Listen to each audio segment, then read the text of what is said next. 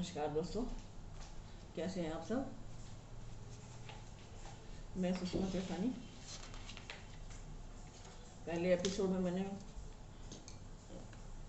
पढ़ा था, अब मैं आज दूसरा एपिसोड शुरू करने जा रही हूँ। जमीन बटी जज्बात नहीं। जैसा कि आप सब जानते हैं कि इस कोरोना काल में घर में अंदर बैठकर कुछ ना कुछ करने को मन तो करता ही है, तो मुझे अच्छा लगा कि मैं पढ़ूँ और यूट्यूब पे बताऊँ। मैं ही मेरे साथ साथ कुछ और लोग भी देख सकें, ताकि मेरा भी समय पास हो। तो आइए शुरू करते हैं आज दूसरा एपिसोड। कल के एपिसोड में मैंने बताया था कि फकीर हद तपे सो औलिया, बेहद तपे वो पीर, हद बेहद दोनों जो तपे उसे जानिए फकीर। तो क्या परमात्मा से लो लगाते लगाते ही इंसान तप कर फकीर बन जाता है। बैठे थे जिनका काम ही ऐसे कार्यक्रम प्रस्तुत करना होता है। रात गहराती जा रही थी, साजों की स्वर लहरियां नाजुक पंखों की तरह फिजा में तैर रही थी। गायकों ने जब आलाप किया तो समा बंध गया। खुद बुद होकर गाते इन कलाकारों की आवाज़ में अजीब सी कशिश और दर्द था। उनकी आवाज़ आसमान से उतरती लग रही थी और सीधे आत्मान को छू रही थी। ये एक रहस्यवादी अनुभव था। मुझे इन फकीरों के गायन की शब्दावली तो समझ में नहीं आई, पर इतना जरूर अनुभव हुआ कि खुदा की मस्ती में मस्त होकर सूफियों ने कैसे खुद को पाया होगा, अथवा अपने आप में खोकर कोई कैसे ऊपर वाले के करिश्मों का बयान करता है। गायक मंच पर बैठे थे, पर उनका स्वर दूर से आता प्रतीत हो रहा था। आवाज़ में ऐसी कशिश थी कि सुरों के समंदर में डूबने का मन कर रहा था। कैसी अतृप्त प्यास थी। ये अद्भुत अनुभव था जिसे मैंने एक बार शाह साहब के दरबार में अनुभव किया था। कराची दिल्ली बम्बई की तरह ही लगता है। कराची दिल्ली बम्बई की तरह ही लगता है। उसकी तस्वीर देखते हैं तो ऐसा लगता है कि हम भी देखने जाएं।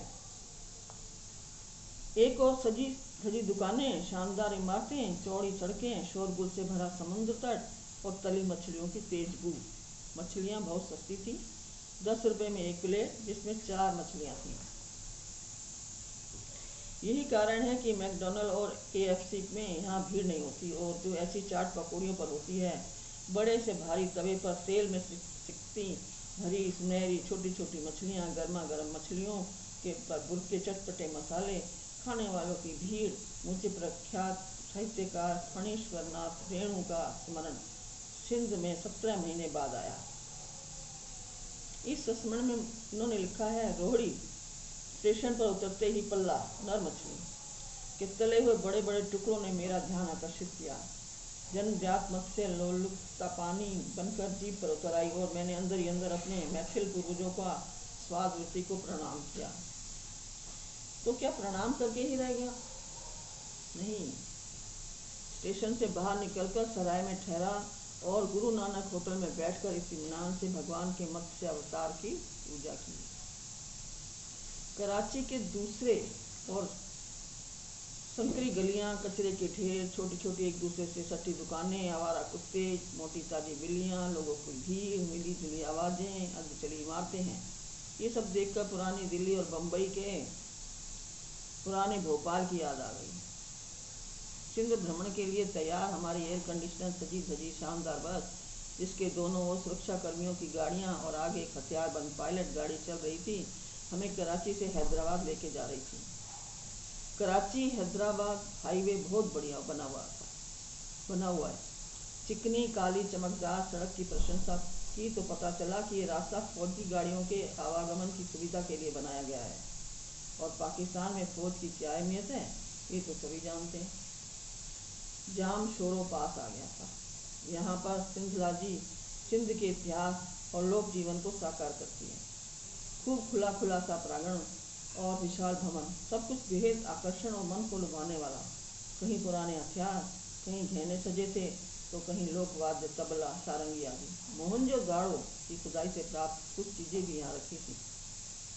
भिट्ट शाह में जहाँ महान सूफी कवि शाह अब्दुल लतीफ़ का मकबरा है, वहाँ 12 महीने हिंदू और मुसलमान समुदाय के लोगों की भीड़ लगी रहती है।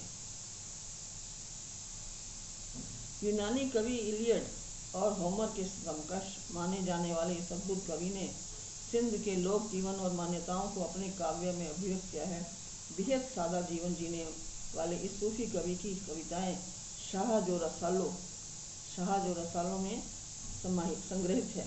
ठीक इसी प्रकार क्रांतिकारी कवि सच्चल सरमस्त और दार्शनिक कवि चैन राय सामी की दरगाहें हैं, जहाँ 12 मास वसंत वाली स्थिति है। लड़काना सिंध का आधुनिक नगर है। स्वर्गीय जुल्फिकार अली भुट्टो और उनकी बेटी बेनजीर का गृह नगर। दूर से ही विशाल बिलावल हाउस देखा। यहीं से मोहनजोदाड़ो लगभग 30 किलोमीटर दूर है। मोहनजोदाड़ो जिसकी खुदाई ने रातों रात भारत का नक्शा बदल दिया था। भारतीय इतिहास का पुरातात्विक वैज्ञानिक आधार मिस्र और सुमेरियन सभ्यता के समकक्ष खड़ी भारतीय सिंधु घाटी की सभ्यता सिंध की गोद में खड़ी थी। सिंध का उल्लेख इतिहास में काफी पुराना है। 5000 वर्ष पुरानी सिंधु घाटी की सभ्यता और हड़प्पा संस्कृति के अवशेषों ने सिंध को विश्व प्रसिद्ध कर दिया। मोहनजोदाड़ो की खुदाई में एक के बाद एक 7 नगरों का मिलना, व्यवस्थित विकास, ईंट गारे की जुड़ाई वाले मकान, कुएं आज भी देखने वालों को दांतों तले उंगली दबाने को विवश करते हैं। एक और आकाश से बातें करता आकाश टूक था, तो दूसरी ओर ढकी हुई नालियां, समकोण में एक दूसरे को काटती व्यवस्थित सड़कें, लंबा चौड़ा सार्वजनिक स्नानागार। हजारों सालों में से धूप वर्षा मौसमों की मार ने मोहनजोदाड़ो को भले ही चिंतनीय स्थिति में ला दिया है, पर आज भी उसका रहस्यमय आकर्षण बरकरार है। मोहनजोदाड़ो में कुछ 13 एकड़ क्षेत्र में की गई खुदाई, जिसमें 17 सेटलमेंट के विभिन्न स्तर पाए गए। पाकिस्तानी सरकार ने 1947 के बाद खुदाई बंद कर दी। मोहनजोदाड़ो संग्रहालय में खुदाई से प्राप्त कांसे की नर्तकी, बैल, मिट्टी की गाड़ी, झाना, मग्न योगी की प्रतिमाएं आदि रखी हैं। पास ही में एक पेड़ के नीचे मोहनजोदाड़ो में मिला मोहरों की मिट्टी से बनी प्राकृतिक टोकरी में रखकर एक बालक बेच रहा था। देखते ही देखते सब बिक गई। मोहनजोदाड़ो में सर्दियों की दोपहर का आसमान नीला और चमकदार था। भव्य बौद्ध स्तूप अपने विराट स्वरूप की छाया निहारता हुआ खामोश खड़ा था। एक अजीब और गरीब खामोशी चारों ओर पसरी थी। तवारीख के भूरे पीले पन्ने धीरे धीरे फरफरा रहे थे, जैसे आपस में बत्तियां रहे हों। मोहनजोदाड़ो में मैं दल के साथियों से बिछड़कर रास्ता भटक गई। ऊंची एड़ी की सैंडल पहनकर चलते नहीं बन रहा था, तो उसे हाथ में लेना पड़ा। एक अजीब और गरीब एहसास, बेनाम सी हुई खुशबू मेरे आसपास फैल रही थी। दिसंबर की धूप में बारीक पाउडर जैसे मिट्टी पर उभरे अपने विपद चिन्हों को वे पलट कर देखा तो मैं चौंक पड़ी। अजीब सा भय लगा। पैरों के निशान भी सर्दियों पुराने लगे, पर पल भर लगा कि जैसे कोई मेरा पीछा कर रहा था। बाद में इसी अनुभव के आधार पर मोहनजोदाड़ो की नर्तकी पर एक कविता लिखी। अब भी कई बार लगता है कि वह नर्तकी और उन गलियों में भटक रहे हैं। सदियों पहले गुम हुई मेरी सहेली मुझे अचानक ही मिल गई है। धन्यवाद दोस्तों। आज के एपिसोड में आपको कैसा लगा आप ज़रूर शेयर करें।